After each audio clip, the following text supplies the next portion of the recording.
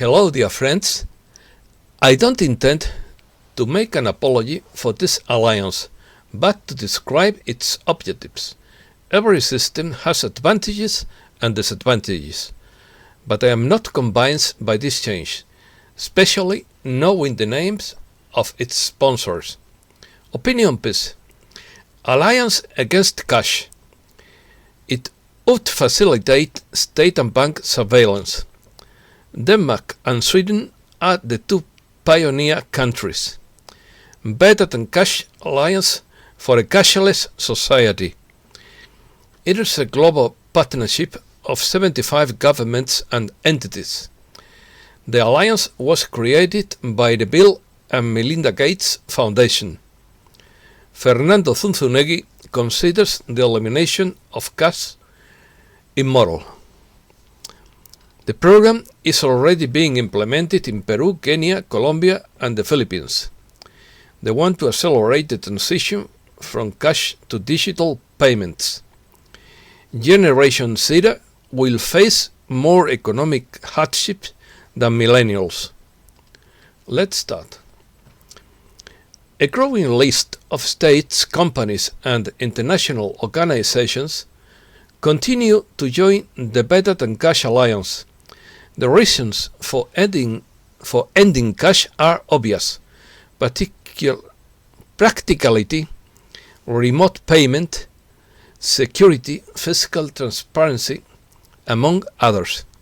There are some of the reasons put forward by the UN itself, United Nations, the administrator of the alliance, which is supported by nations and companies from all over the world. The negative effects of a migration from paper to digital money are less noticeable. As explained by the economist Ricardo García Zaldívar, these have to do with state and bank surveillance, but above all with the appropriation of electronic means of payment by a part of the world population that doesn't have access to the internet and is not banked. Cashless society. A cashless society is one in which cash, coins, or banknotes has been eliminated,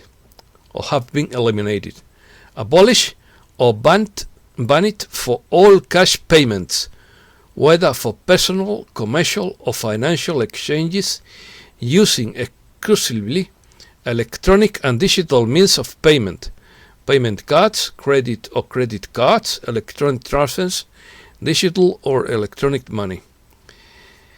The elimination of cash favors the efficiency of monetary and economic policies of banks and governments for the various states, but it can harm citizens because it facilitates massive surveillance, which can call into question some of the basic freedoms. It prevents cash withdrawals in the face of a banking crisis or banking panic, called corralito, and makes it easier for banks to penalize savings with negative interest rates. Some authors, such as Fernando Zunzunegui, consider the elimination of cash to be immoral. Other authors, such as Kenneth Rogoff, argue that cash is the main cause of tax evasion and the underground and illegal economy. Denmark and Sweden are two of the pioneers in the reduction of cash, followed by other Nordic countries and the United Kingdom. Different governments have put a limit on cash payments, with a limit of €1,000 in France, Portugal, and Spain. Description. The Better Than Cash Alliance, whose CEO is Ruth Godwin Groin, aims to accelerate the transition from cash to digital payments. The Better Than Cash Alliance is a global partnership of 75 governments, businesses and international organizations accelerating the transition from cash to digital payments in order to reduce poverty and drive inclusive growth. The Better Than Cash Alliance was created in September 2012. It was launched by the United Nations Capital Development Fund, the United States Agency for International Development, the Bill and Melinda Gates Foundation, Citigroup, MasterCard, the Ford Foundation, the Omnidiar Network, USAID, and Visa Inc. At the time of its launch, the program was already being implemented in Peru, Kenya, Colombia, and the Philippines. A 2017 study by Better Than Cash Alliance revealed that Alipay and WeChat Pay processed $2.9 trillion in digital payments in China in 2016. The United Nations Capital Development Fund serves as the secretariat. Headquartered at the UN, the Alliance has over 50 members, works closely with the other global organizations, and is an implementing partner of the G20 Global Alliance for Financial Inclusion.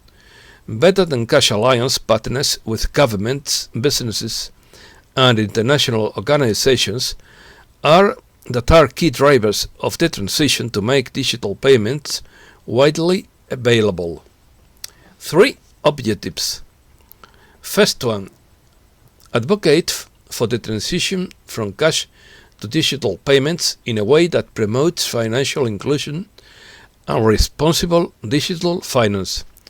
Second one, conduct research and share member experiences to inform strategies for making the transition. Third one, catalyze the development of inclusive digital payment ecosystems in member countries to reduce costs, increase transparency, promote financial inclusion, especially for women, and drive inclusive growth. Definition. Money is a generally accepted medium of exchange or payment.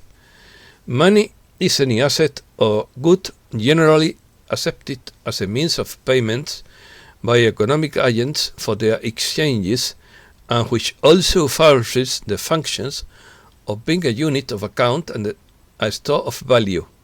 Some examples of money are coins, currencies and banknotes, debit cards, and electronic transfers, among others. Digital or electronic money refers to money that is either issued electronically throughout the use of a computer network, the internet, and digitally stored value systems, as in the case of Bitcoin, or is a digital means of payment equivalent to a given currency, as in the case of Ecuador or Peru. Electronic funds transfer and direct deposits are examples of electronic money. The development of computer technology in the second part of the 20th century allowed money to be represented digitally. In 1990, in the US, all money transferred between its central bank and commercial banks was in electronic form. By the 2000s, most money existed as digital currency in bank databases. In 2012, by number of transactions, 20 to 58% of transactions were electronic. No domestic digital currencies developed in the early 2000s. In particular, Fluth and Binth had gained momentum before the dot-com bubble. Not much innovation occurred until the conception of Bitcoin in the year 2008, which introduced the concept of cryptocurrency and decentralized trustless currency. Modern monetary system in plural, are based on the fiat money and are no longer tied to the value of gold. Controlling the quantity of money in the economy is known as monetary policy. Monetary policy is the process by which a government, central bank, or monetary authority manages the money supply to achieve specific objectives. Generally, the objective of monetary policy is to accommodate economic growth in an environment of stable prices. For example, the Federal Reserve Act clearly states that the Board of Governors and the Federal Open Market Committee should seek to effectively promote the goals of maximum employment, stable prices, and moderate long-term interest rates. News of the reset. First one. On Tuesday, April 13, Donald Trump was evacuated from Mar-a-Lago by military security and moved to a secure location. Second one. On Thursday, April 15th, over 100 test transactions on the QFS were successful with no obstructions. Third one. A cyber attack and a fake nuclear scare event is anticipated just before the emergency broadcast system takes over the media. Fourth one. At the same time, the world would switch to the new quantum financial system and gold-backed currencies throughout Starlink and Project Odin, moving from darkness to light.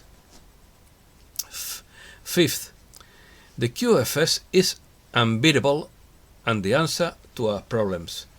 It recognizes the enemy and may know us better than we know ourselves.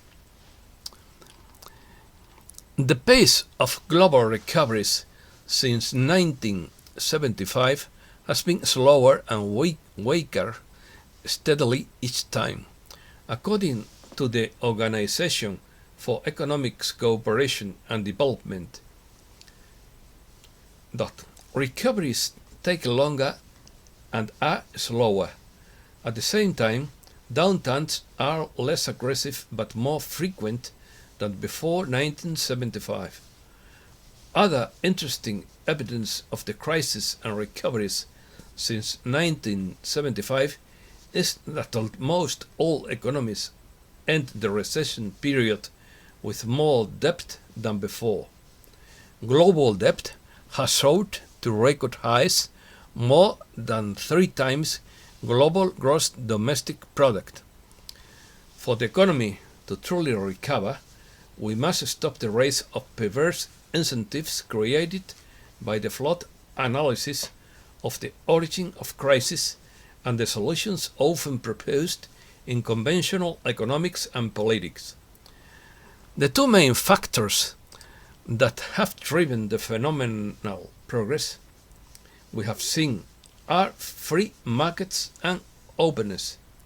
The freedom to innovate, experiment, create, and share must come with the right incentives.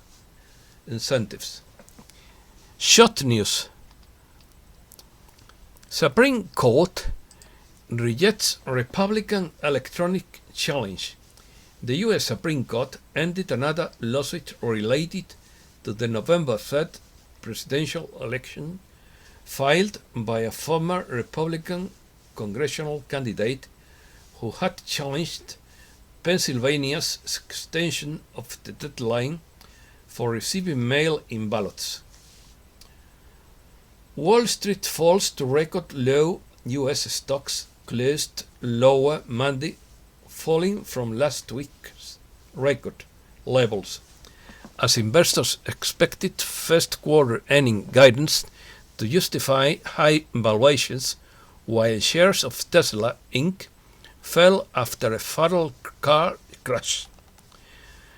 2 people died in driverless Tesla vehicle that hit 3 and immediately caught fire.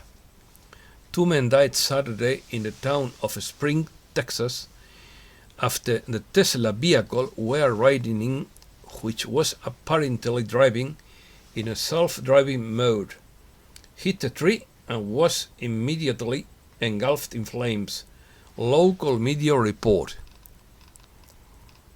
The Ibex 35 conquers 8,700 points at the close, with a rebound of 1.14%.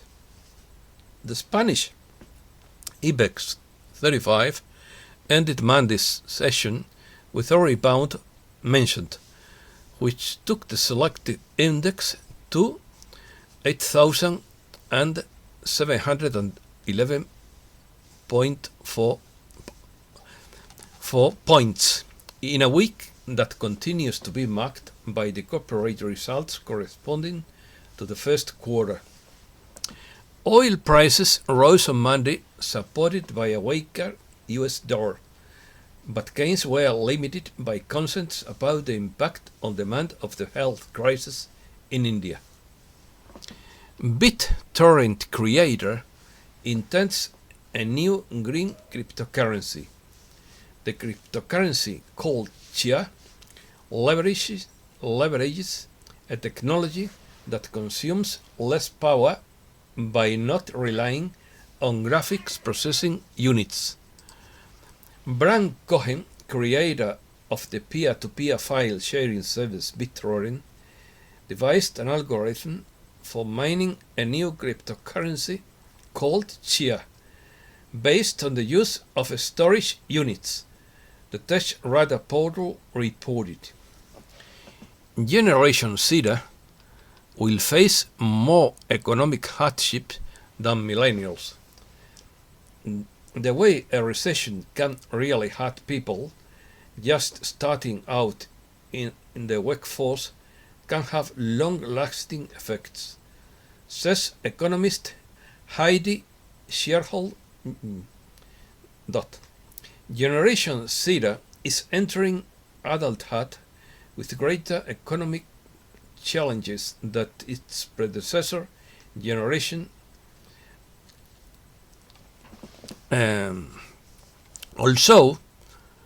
also known as millennials.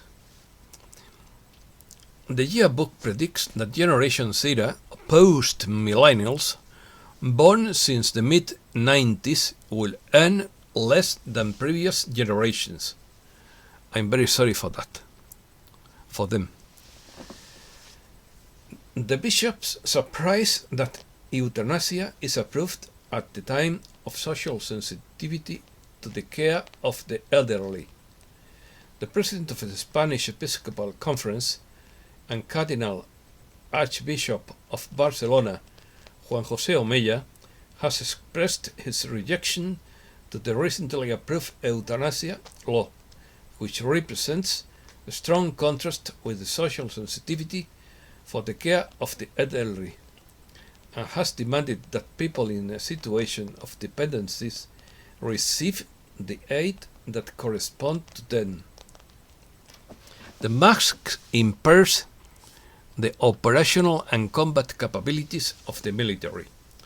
The mask causes in the military some outstanding effects when they undertake tasks of their work. That is to say, they lose certain capacities, according to a study by the Spanish Army. Dr. Fauci earned $9 million in 2020. Dr. Anthony Fauci had a lucrative 2020, earning $9 billion in miscellaneous income, according to a National Institute of Health insider. Fauci boasts of his newfound wealth and said he had earned enough money in 2020 to retire and buy a private jet for himself. Humans now trust algorithms more than others. New research finds researchers at the University of Georgia have conducted a study that confirms that many already suspected, that humans now tend to trust algorithms more than others, especially when it comes to tedious tasks. The cyclonic storm over the Pacific Ocean. Strong winds and high waves battered the eastern Philippines on Monday as the strongest typhoon ever recorded in April passed over the Pacific Ocean, killing one man and triggering flooding in low-lying communities, disaster officials said. Miguel Díaz-Canel elected as the new first secretary of the Communist Party of Cuba. Cuban President Miguel Díaz-Canel was elected as the new first secretary of the Communist Party of Cuba at the closing session of the 8th Congress of this political organization on the island, which has been in session since last Friday in this capital, La Habana. Thanks a lot, dear friends, and have a good week.